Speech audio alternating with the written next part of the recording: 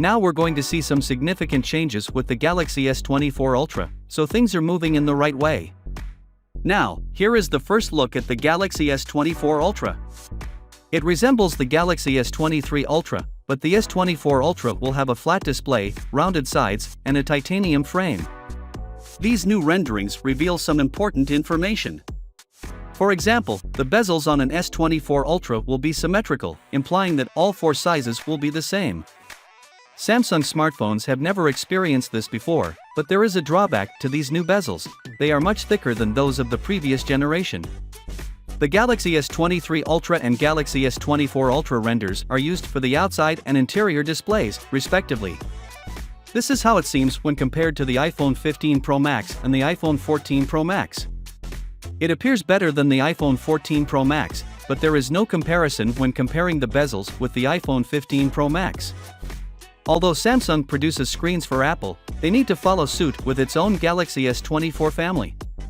One thing to note is that this is true even if the bezels have become a little bit thicker. The peak brightness of S24 Ultra will rise thanks to a new technology that Samsung will utilize on its S24 Ultra M13 and Apple will use in its iPhone 15 Pro Max.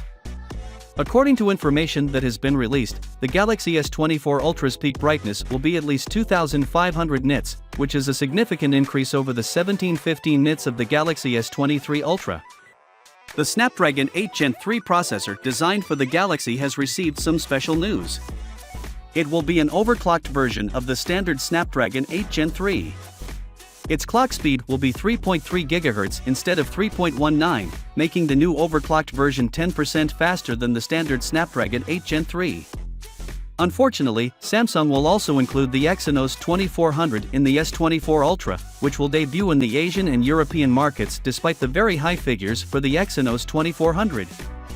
The power efficiency is the only thing we are worried about for the Exynos version of the S24 Ultra, as it will feature a 10-core CPU and a 12-core GPU. At 3.1 GHz, the clock speed will be lower than that of the Snapdragon 8 Gen 3. Finally, what are your thoughts about it? So with that being said, let me know your thought in the comment below, and if you are new here, please subscribe. Peace out.